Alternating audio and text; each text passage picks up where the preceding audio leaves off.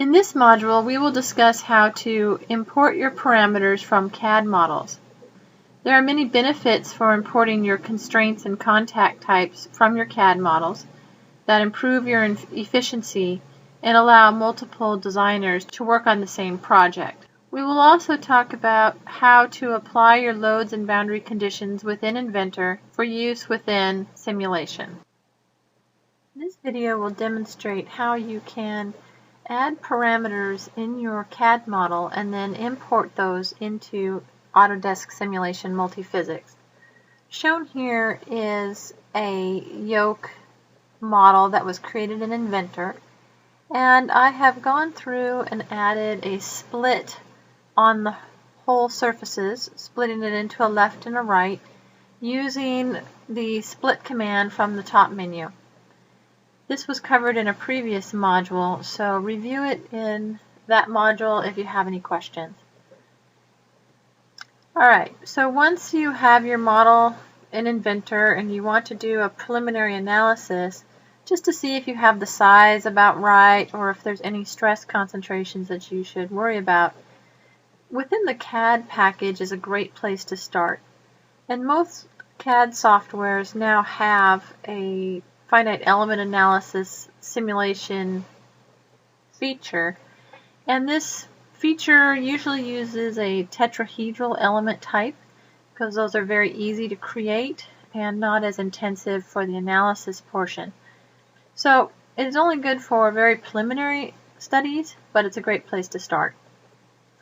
To move into the analysis package within the Inventor CAD software, go under Environment and click on Stress Analysis.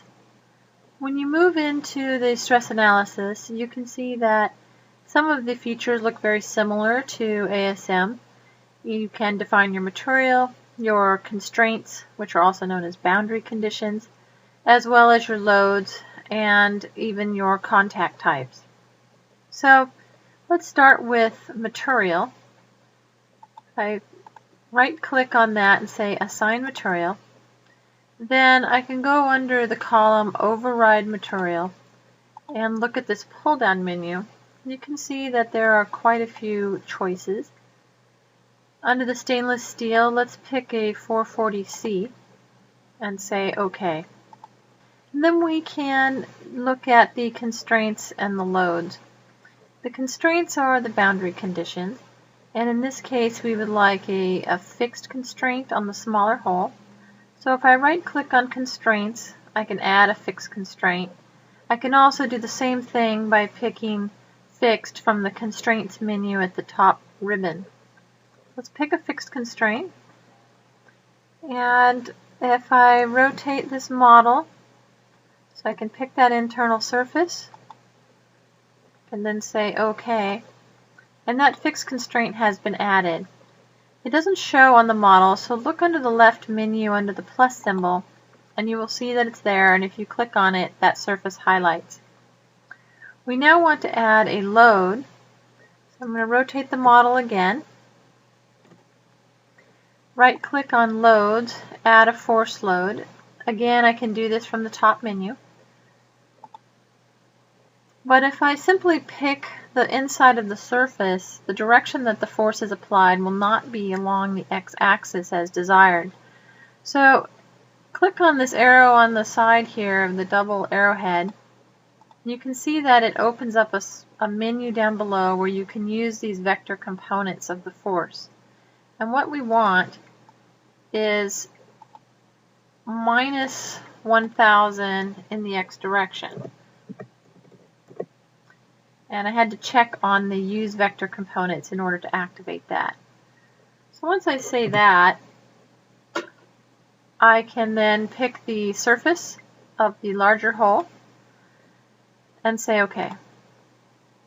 Now I have a load applied to that surface, and I'm ready to perform my preliminary analysis.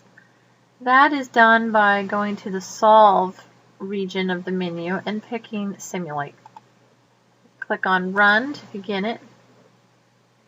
And you will see that the model has deformed along the x-axis as expected, And we have our first run on how this part is going to perform.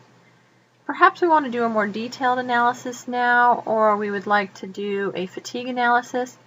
That can only be done in a more sophisticated finite element analysis package, such as Autodesk Simulation Multiphysics. So I want to save this, but import all of the work that I've already done into ASM so that I don't have to repeat that.